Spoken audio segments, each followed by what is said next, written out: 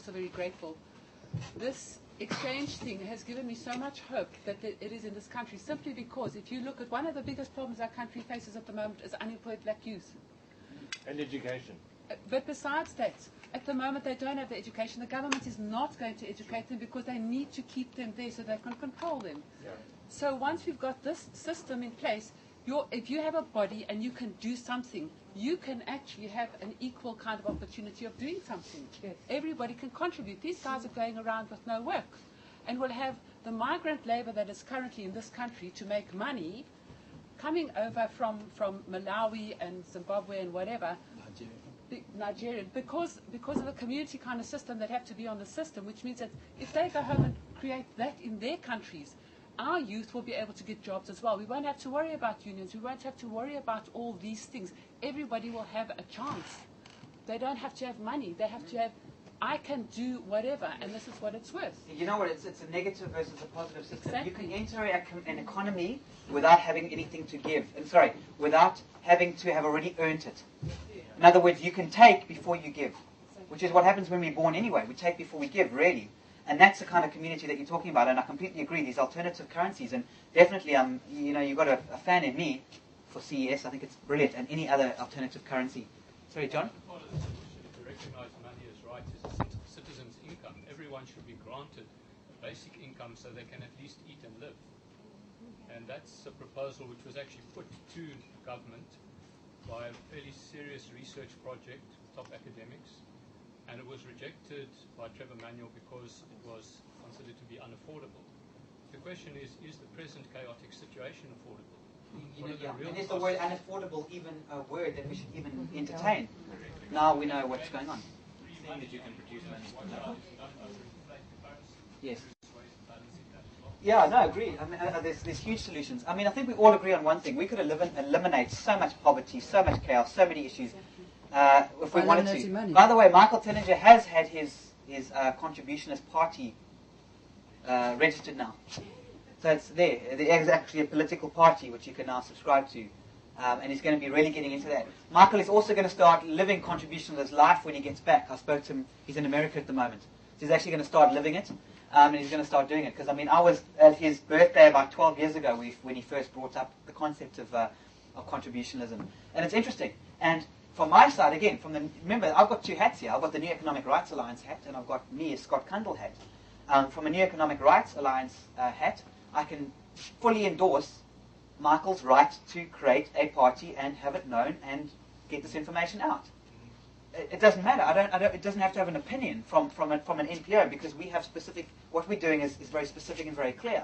My personal opinion of it, I think a world without money would be fantastic. I think it can definitely work in certain pockets, but at the same time, you've got people that are jammed into the system, and you're going to have to be much clearer about how you handle that, because it's not just going to be able to change. So we do have all of that. But the point is, we need to have the ability to try alternatives. If we can have the ability to try alternatives instead of having them suppressed all the time, then maybe we can prove that they work. All right. I think you said earlier on that your end game is transparency, but I'd just like to add to that.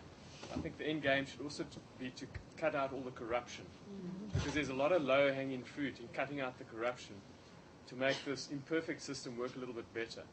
Because with the corruption, it creates chaos for certain individuals, unfortunately. Yeah. And if you can stamp that out, Yeah. you get a long way to solving a lot of people's problems. Yeah, I think the best way to stamp out corruption is to create an alternative model that works, is proven to work, and then watch them all fight over it. It's a bit like what's happening in the finance market with Iceland.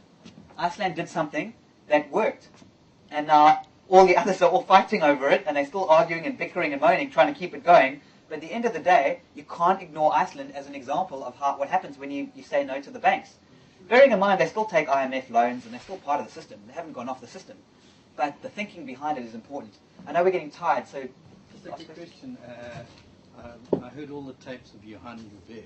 Yeah. Now, what actually happened to him? Was he told to get off the earth? Or? No, that was natural causes. He went away with a few friends, and he was under extreme stress.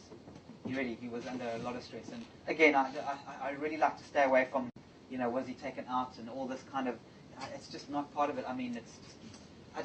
honestly don't believe that at all. He was under a massive amount of stress. I mean, he carried so much of this knowledge, the core of this knowledge, on his own for so long, and only worked with people who desperately needed help.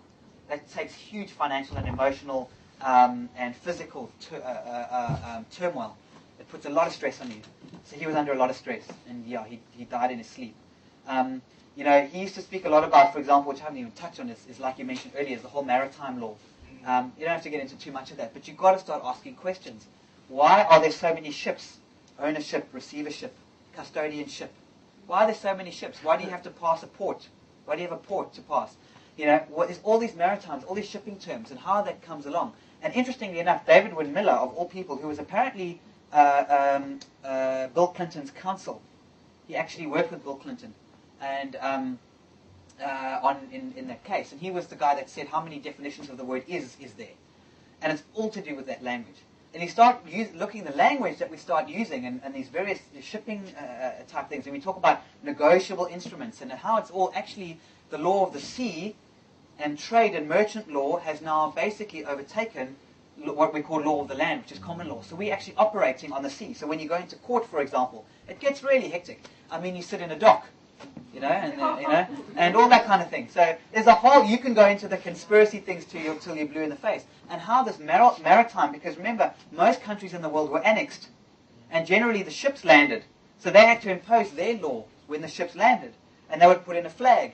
So what does the flag mean? And what are those flag symbols? Wait till David Wynn Miller goes into where the flags come from. And they set up a post office. That's one of the first things they set up. They set up a post office. So they had a flag and a post office, and then now the country kind of belonged to them. And he started asking these questions about why these were done. And that same merchant law, because now they became trading posts, then became all about law of the sea, and how the law of the sea is encroached onto law of the land. That's very interesting research, but again, we don't need to go into that sort of detail. I think what matters more is that it's getting late.